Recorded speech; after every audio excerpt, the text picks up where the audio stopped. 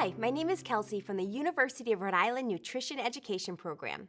Today we're going to talk about the USDA MyPlate. MyPlate is a guide that helps us eat healthier. If you notice, the MyPlate has 5 different colors. Each of these colors represents one of the different food groups. We have red, which represents fruit, green, vegetables, orange, grains, purple, protein, and blue, the dairy group. You'll also notice that each section is slightly different in size. This is because we need slightly different amounts of each of these food groups in order to be our healthiest. Let's go ahead and take a closer look. Red represents the fruit group. Some examples of fruits are bananas, pears, apples, strawberries, peaches, a fruit cup and juice, pineapple, grapes, oranges, watermelon, and blueberries. The green group represents vegetables. Some examples of vegetables I have here today are peppers, sweet potatoes, squash, lettuce, onions, mushrooms, broccoli, tomato, carrots, and canned green beans. Fruits and vegetables help to keep us healthy. They can even help prevent us from getting sick. Fruits and vegetables also contain fiber.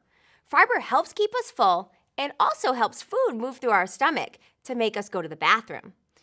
If you look up here, you'll notice half of my plate is covered with fruits and vegetables. To get enough fruits and vegetables each day, add different colors fruits and vegetables to your meals and your snacks. Next, we have the orange group. This represents grains. Grains give us energy to help us live, learn, and to play.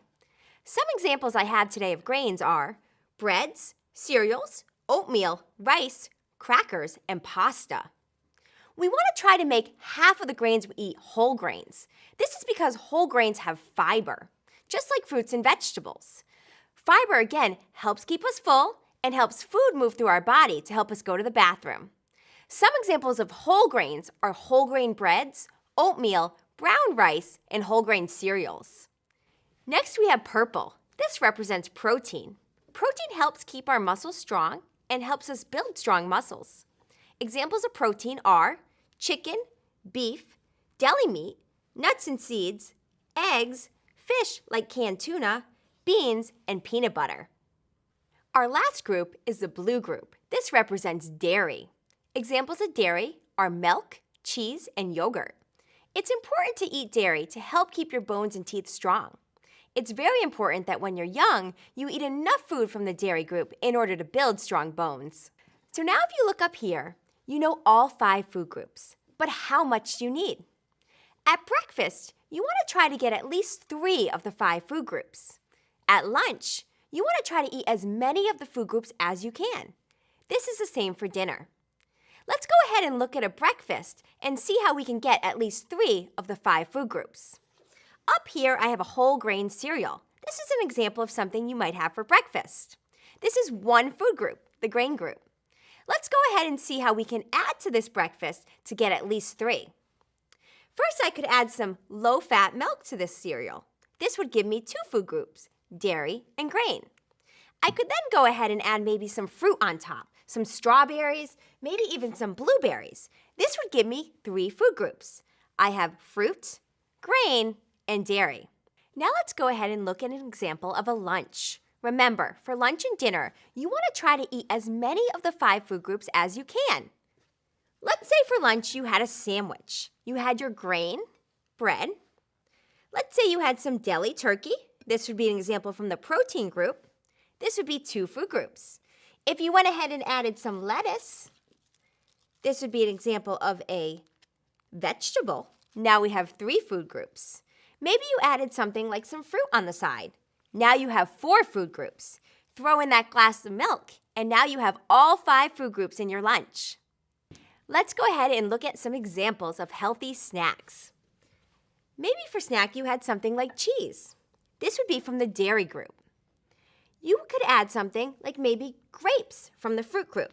This would give me 2 food groups, 1 being a fruit. This would be a healthy choice.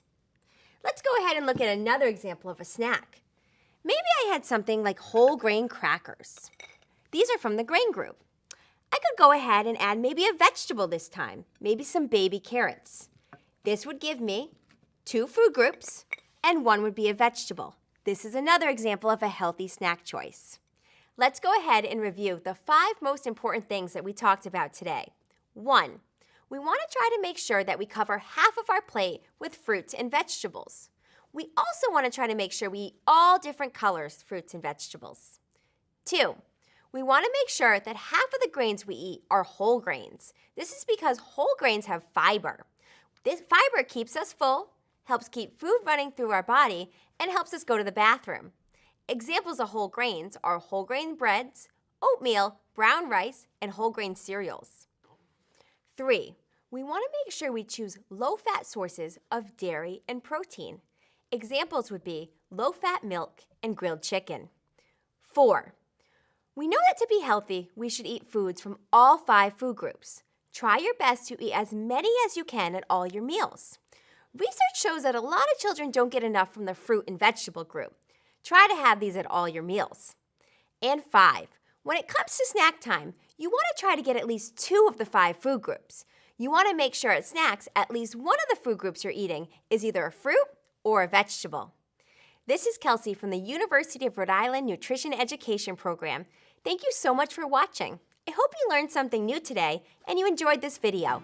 Join us for more.